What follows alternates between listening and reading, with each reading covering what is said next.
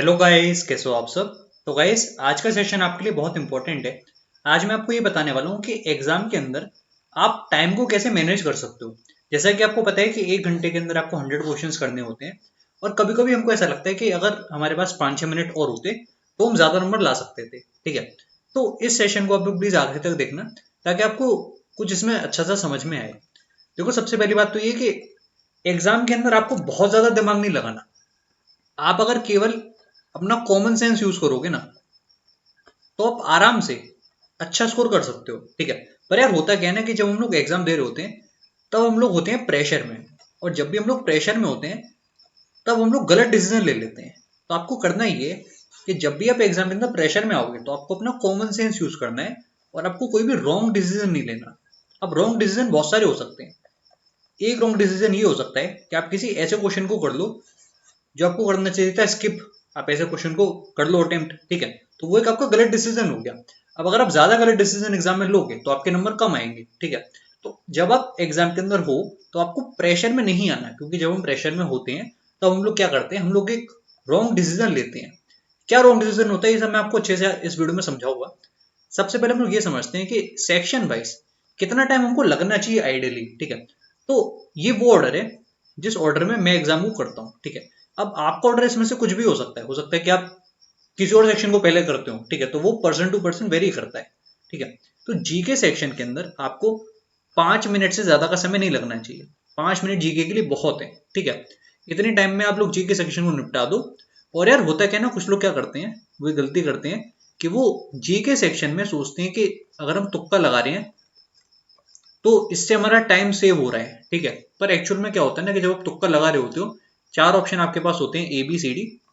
तो आप एक्चुअल में इन ऑप्शन को देखकर सोच रहे होते हो कि हम इनमें से कौन से ऑप्शन को टिक करते हैं। और उसमें एक्चुअल में बहुत टाइम खराब हो जाता है। ठीक है, तो वो चीज आपको नहीं करनी है। अगर आपको तुक्का लगाना है तो ठीक है, लगाओ और आगे बढ़ जाओ। ज्यादा इसमें सोचो मत, क्योंकि जब आप वहां पर पेपर में गैस वर्क कर ही रहे हो, तो एटलीस्ट आप इस सेक्शन के अंदर अपना जो टाइम है, उस टाइम को सेव कर पाओ। ठीक है, ऐसा नहीं होना चाहिए कि जीके सेक्शन करने में आपको 7 से 8 मिनट लग रहे हैं।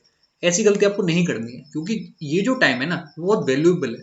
उस टाइम की वैल्यू आपको यहाँ पर पता चलेगी रीजनिंग और मैथ्स के अंदर। ठीक है, फिर हम लोग आए इंग्लिश सेक्शन में। इंग्लिश सेक्शन में आइडियल टाइम जो है वो है 8 मिनट से लेकर 10 मिनट। इतने समय में इंग्लिश सेक्शन आपको कंप्लीट कर लेना चाहिए। ठीक है, 10 मिनट तक रख रहे हो तो ठीक है, इससे ज्यादा टाइम आपको नहीं लगना चाहिए। अगर आपको इससे ज्यादा टाइम लग रहा है, तो इसका मतलब ये कि आपकी जो स्पीड है रीडिंग की, वो कम है। तो आपको अपनी रीडिंग हैबिट्स इंप्रूव करनी है, और तभी आप इस टाइम को रिड्यूस कर सकते हो। ठीक है, इसके बाद मैं आता हूँ रीजनिंग पर। तो रीजनिंग में हम लोग क्या करते हैं, सारे क्वेश्चन आपसे नहीं बनेंगे। देखो, सच बात ये है कि रीजनिंग जैसे एग्जाम में आ रही है, उस हिसाब से आप लोग सारे क्वेश्चन नहीं कर पाओगे। तो इसमें आपको पहले ही करना है कि आप इसमें आराम से अपने 15 मिनट दो। ठीक है, 15 मिनट में आप इसमें जितने भी क्वेश्चन कर पाओ, भले ही आप 15 मिनट में कर पाओ 20 क्वेश्चन, या फिर आप इसमें कर पाओ केवल 17 या 18 क्वेश्चन ही, तो आप इसको यहीं पर छोड़ दो। ठीक है, जितने क्वेश्चन आपसे बन गए एक बार में 15 मिनट में, अच्छी बात है। फिर आपको आना है मैथ सेक्शन के पास। ठीक है, फिर आप लोग आ गए मैथ सेक्शन में। अब मैथ सेक्शन में भी आपको सेम करना है। इसमें आप लोग 25 मिनट्स का टाइम दो। ठीक है, और इसमें आप 25 मिनट में केवल इजी, मीडियम और जो थोड़ी बहुत आप कह सकते हो कि मॉडरेट क्वेश्चन है, उनको आप कर सकते हो अटेम्प्ट। ठीक है, और यहाँ पे भी मैं मान के चल रहा हूँ कि आप 20+ क्वेश्चन कर लोगे। ठीक है, अगर थोड़ी बहुत भी तैयारी आपने अच्छे से करी, तो 20+ क्वेश्चन तो आपको एग्जाम के अंदर करनी ही चाहिए मैथ्स के। ठीक है, फिर आपको क्या करना है, जो भी टाइम आपके पास बचा हुआ है, अब जैसे मैं अगर इसको जोड़ूं, तो मेरे पास यहाँ पर कितना टाइम बचा हुआ है, 40। और ये 43 मान लो, या फिर 44 भी मान लो। 14 मान लो, तो कितना हो 54, यानी कि 5-6 मिनट इतना आप करोगे, तो 5-6 मिनट आपके पास अभी भी बचे होंगे। अब आपको क्या करना है कि आप यहाँ पर स्विच कर सकते हो। ठीक है, आप लोग चाहो तो इन सेक्शन में स्विच करते रहो। जैसे अब आप रीजनिंग का कोई ऐसा सवाल देखो जो आपको लग रहा हो कि आप उसको कर सकते हो, अगर आप अपना थोड़ा टाइम उसमें इन्वेस्ट करो, तो आप ऐसे क्वेश्चन को कर सकते हो। ठीक है, और यार सही बता रहा हूँ कि रीजनिंग में ऐसे बच्चे होते हैं जो 15 मिनट में पूरे सेक्शन को भी कर देते हैं। ठीक है, तो जितनी आप इसमें प्रैक्टिस करोगे, उतना आपको फायदा मिलेगा। और ऐसा हर बार एग्जाम में होगा कि 5-6 क्वेश्चन मैथ्स और रीजनिंग में मिलाकर ऐसे होंगे जो आपसे नहीं हो पा रहे होंगे। तो उन पर आप लोग बिल्कुल ध्यान मत दो। ठीक है, एक बार अगर आपने इजी और मीडियम जो क्वेश्चन आ रहे हैं वो अगर आपने कर लिए, और आपके पास 5-6 मिनट बच गए हैं, तो इन 5-6 मिनट में आप इन 5-6 क्वेश्चन को आराम से कर दोगे। बस वही बात है कि अगर ये क्वेश्चन आपने एग्जाम के बीच में उठा लिया, ठीक है, तो गड़बड़ हो जाएगी। जैसे क्या होता है मैं आपको समझाता हूँ। ये जैसे सवाल है, व्हाट नॉट टू डू, ये जानना बहुत जरूरी है। जैसे ये क्वेश्चन है और ये एग्जाम के बीच में आ गया, मैथ्स में आप क्वेश्चंस कर रहे हो और लेट सपोज ये आपके मैथ्स के पेपर में 5वें नंबर का सवाल है, 5th क्वेश्चन है। अब आपने इस क्वेश्चन को ट्राई करा और आप देखो कि इस क्वेश्चन में कि जो एल है ये वैल्यू आपकी रूट में आ रही है, ठीक है, और आंसर आपको लाना है डेसिमल में। तो जब आप इसमें निकालोगे पाई आर एल तो वो वैल्यू भी आपकी डेसिमल में आएगी, ठीक है। तो आप पहले ये सोचोगे कि क्या हमने इस वैल्यू में कोई मिस्टेक तो नहीं कर दी, फिर आप इसको दोबारा करोगे, फिर आप देखोगे कि नहीं गलती तो नहीं करी है, ऐसे ही सॉल्व होगा। तो इस समय आपका टाइम वेस्ट होगा। अब एक बार आप किसी क्वेश्चन में फंसे तो क्या होगा कि आपके 3-4 मिनट वहां पर गए, ठीक है। और अगर एक बार यहाँ पर टाइम का बैलेंस बिगड़ा तो फिर कुछ आसान क्वेश्चन भी हो सकता है जो आपसे छूट जाए, ठीक है। तो ये चीज आपको नहीं करनी है, व्हाट नॉट टू डू, कि आपको किसी भी क्वेश्चन में फंसना नहीं है, ठीक है। क्योंकि आप ऐसे समझो कि अगर आप किसी क्वेश्चन में फंसे तो सीधे आपका लॉस है, ठीक है। 8 से 10 नंबर का ये आपका सीधा सीधा लॉस है। तो आपको किसी क्वेश्चन में फंसना नहीं है। आप क्वेश्चन आए, आपको नहीं आ रहा, आपको थोड़ा भी डाउट है, आप छोड़ दो, ठीक है। कोई इसमें बुरी बात नहीं है क्वेश्चन छोड़ने में। इनफैक्ट 1 से 2 क्वेश्चन ऐसे भी होते हैं एग्जाम के अंदर जो हो सकता है कि गलत हो, ठीक है। तो अगर आप उनमें अपना टाइम वेस्ट कर दोगे तो बाद में आपकी बात कोई नहीं सुनेगा कि वो क्वेश्चन गलत थे नहीं थे, ठीक है। वो पूरी तरीके से आपकी रिस्पॉन्सिबिलिटी है कि आप एग्जाम में जो भी सिचुएशन है आप उसको कैसे डील कर रहे हो। तो समझदारी इसी में होती है कि जो क्वेश्चन पहले आपके एक कह सकते हैं कि रडार में है, आप उन क्वेश्चन को पहले करो, ठीक है। तो यही सब चीजें होती देखो इसमें, जैसा मैंने आपको बताया, इसमें कोई भी रॉकेट साइंस नहीं है। ये बात आप आराम से आप लोग समझ सकते हो। बस प्रॉब्लम पता है क्या है, प्रॉब्लम ये कि एग्जाम के अंदर इस सब बात को आपको क्या करना है, अप्लाई करना है, ठीक है। अगर आप ये सब बात एग्जाम के अंदर अप्लाई कर सकते हो तभी कुछ फायदा है, ठीक है। ऐसा नहीं होना चाहिए कि आप एग्जाम में यहाँ पर इतने ज्यादा प्रेशर में आ गए कि आप ये सब बात भूल गए, आप क्वेश्चन को करे जा रहे हो, वो क्वेश्चन आपसे नहीं हो रहा, ठीक है। सच बता रहा हूँ मैं आपको, ऐसे मैंने बहुत सारे लोग देखे हैं जो काफी टाइम से तैयारी कर रहे हैं, ठीक है। ऐसे मैंने कई लोग देखे हैं जो कि काफी टाइम से तैयारी कर रहे हैं, पर फिर भी क्या होता है कि वो एग्जाम के अंदर प्रेशर में आ जाते हैं और वो किसी ऐसे क्वेश्चन को पकड़ लेते हैं, रीजनिंग या फिर मैथ्स को, जो उनसे नहीं हो रहा होता है, और वो फिर भी उसमें सोच रहे होते हैं कि इसको हम कैसे कर दें, जबकि उनके बाकी के क्वेश्चन रह गए हैं, ठीक है। तो ये गलती आपको नहीं करनी है, आपको समझदार बनना है और इन सब बातों का आपको ध्यान देना है। हर बार ऐसा होगा कि कुछ सवाल ऐसे होंगे जो आपसे नहीं हो पा रहे होंगे। आपसे क्या, जब भी मैं मॉक टेस्ट वगैरह भी दे रहा होता हूँ तो ऐसे कुछ क्वेश्चन होते हैं 2-3 जो मुझसे भी नहीं हो रहे होते हैं मैथ्स के, ठीक है, तो मैं उनको छोड़ देता हूँ, उसमें कोई बुरी बात नहीं है, ठीक है। तो प्लीज आप लोग इस बात का ध्यान देना। और एक बात और, आप लोग ये सोच रहे होगे कि एग्जाम को कैसे करना चाहिए, 1 राउंड में या फिर 2 राउंड में। देखो राउंड का यहाँ पर क्या मतलब है, कुछ लोग क्या करते हैं, जैसे 45 मिनट्स उनके पास बचे हुए हैं, ठीक है, और 2 सेक्शन है, मैथ्स और रीजनिंग। तो उन्होंने रीजनिंग से स्टार्ट करा, फिर उनके पास क्या हुआ कि जितने भी इजी क्वेश्चन थे केवल उन्होंने वो करे, ठीक है। उसके बाद वो लोग मैथ्स पर आए, जो इजी क्वेश्चन थे फिर उन्होंने वो करे। फिर जो इसके बाद नेक्स्ट लेवल के क्वेश्चन है मीडियम वाले, वो उन्होंने अटेम्प्ट करे। तो ये भी ठीक रहता है कि आप पेपर को इस तरीके से करो कि जो आसान क्वेश्चन है आपको वो क्वेश्चन आपने पहले कर लिए, फिर आप लोगों ने जो मीडियम क्वेश्चन थे वो करे, और फिर लास्ट में अगर टाइम बचा तो आपने हार्ड क्वेश्चन कर दिए, ठीक है। ये भी अच्छा अप्रोच रहता है। अब कुछ लोग क्या करते हैं, ये आपका कैसा हो गया 2 राउंड वाला, ठीक है। कुछ लोग क्या करते हैं 1 राउंड में वो एकदम लाइन में चलते हैं। जैसे अगर उनके सामने रीजनिंग के 25 सवाल हैं तो वो लाइन से उन सवालों को सॉल्व करेंगे, ठीक है, भले उसमें उनको टाइम कितना लग जाए। और मैं ये नहीं कह रहा कि इनमें से कोई अप्रोच खराब है, अगर मैं सच बताऊं तो आपको ये सब चीज ट्राई करनी पड़ेगी। ये सब आपका हिट एंड ट्रायल से पता चलेगा। हिट एंड ट्रायल जब आप मॉक में दोगे, जब आप देखोगे कि किस अप्रोच से आपके नंबर ज्यादा आ रहे हैं, तभी आपको पता चलेगा कि आपके लिए कौन सी चीज अच्छी है। मैं पर्सनली पेपर को ऐसे करता हूँ 1 राउंड में, मैथ्स के अंदर स्पेशली, क्योंकि मुझे पता होता है कि ये क्वेश्चन होगा कि नहीं होगा, ठीक है।